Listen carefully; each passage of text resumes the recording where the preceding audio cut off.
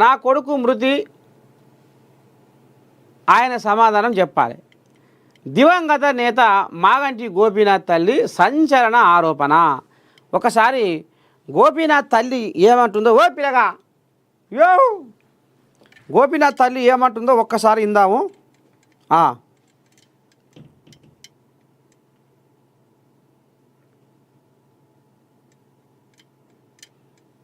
నిన్న కుటుంబ సర్టిఫికేట్ కోసము ఇగో చనిపోయే వరకు మాగంటి గోపీనాథ్ అంటే అందరికీ రెస్పెక్ట్. ఆయన అట్టాగే బతికాడు. మేము ఎప్పుడు బయటకు రాలేదు. నేను ఎడ్యుకేటెడ్ మంచి చెడు అన్ని నేను ఎప్పుడు బయటకు రాలేదు. అతను చచ్చిపోవటం వాళ్ళు చచ్చిపోవటం కాదు, తావే ఒక మిస్టరీ చేశారు. ఏం జరిగింది చెప్తుంది. మాగంటి గోపీనాథ్ చనిపోయే వరకు మాగంటి గోపీనాథ్ అంటే అందరికీ రెస్పెక్ట్. ఆయన అట్టాగే బతికాడు. మేము ఎప్పుడు బయటకు రాలేదు. నేను ఎడ్యుకేటెడ్ మంచి చెడు అన్ని నేను ఎప్పుడు బయటకు రాలేదు. అతను చచ్చిపోవటం వాళ్ళు చచ్చిపోవటం కాదు, తావే ఒక మిస్టరీ చేశారు. ఏం జరిగింది చెప్పండి. ఇదంతా మరి కేటీఆర్ గారి వల్లే జరిగిందని నేను జవాబు ఆయనే చెప్పాలి నాకు. ఎందుకంటే హాస్పిటల్లో ఉన్నాడు, చచ్చిపోయాడని కొంతమంది అంటున్నారు. ఫోన్ పంపించలేదు. స్టాండర్డ్ గా ఆ తల్లి అన్న వదిన రాకూడదు లోపలికి, ఎప్పటికీ ప్రెమిసెస్ రాకూడదని, ఐయూసీ ప్రెమిసెస్ రాకూడదు. వస్తే ఏమవుద్ది తల్లి వస్తే తర్వాత అక్కడ ఉన్న వాళ్ళకు కూడా ఏమి ట్రీట్మెంట్ జరుగుతుందో వాళ్ళకి చెప్పొద్దు. అసలు జబ్బు చేసిందే నాకు తెలియకుండా హాస్పిటల్కి తీసుకెళ్ళిందే నాకు తెలియదు. ఎవరో హాస్పిటల్ తెలిసిన ఆయన ఫోన్ చేసి బాబు వచ్చేసేట అని పెద్ద బాబు ఏంటికి తీసుకుని ఏంటంటే వెళ్తే రాను మరి. అలాగే ఇప్పుడు కూడా వాళ్ళ కొడుకుని కానీ మీరు ఎందుకు చనిపోయినప్పుడు ఎందుకు రాలేదని చెప్పి అయితే అడుగుతున్నారు. భార్య ఎందుకు రాలేదు, కొడుకు ఎందుకు రాలేదు, గోపీనాథ్ గారు చనిపోయినప్పుడు ఏ కారణం చేత వాళ్ళు రాలేదు.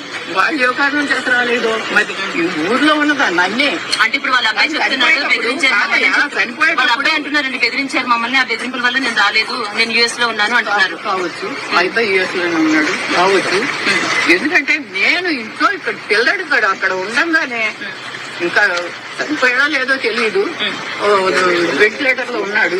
ఒక్కసారి చూస్తానంటేనే నన్ను కన్న తల్లిని, ఆడికి 63 ఏళ్ళు, నాకు 97 ఏళ్ళు. ఏమ్మా చివరి దశలో ఇటువంటి బాధ వచ్చింది ఏంటి, పిల్లాడిని చూస్తానంటే చూడలేకుండా చేసి 3 రోజులు మరి వెంటిలేటర్ లో అట్టి పెట్టారు. నాకేంటి డాక్టర్స్ రావచ్చమ్మా అంటే నాకు తెలియదు కదా, ఆశ అనమాట. వస్తున్నాయి అక్కడే పడినా.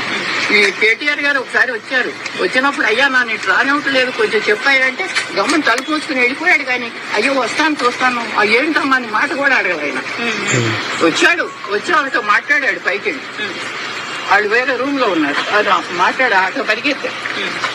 ఏంటంటే లిఫ్ట్ లో కేటీఆర్ ఉన్నారు, నేను కూడా ఆ లిఫ్ట్ లో ఉంటాను. అయ్యో ఏం చెప్తాను కొంచెం చూడనిస్తాడేమోనని ఆశమ్మా ఏం చేయడం అన్నది ఆశతో పరిగెడితే ఆగమ్మా లోపలికి వెళ్ళి వస్తాను. లోపలికి వెళ్ళి ఇంకో దారి నుంచి వెళ్తున్నాడని అసలు విషయం చెబుతామని గౌరవ పరిగెత్తా.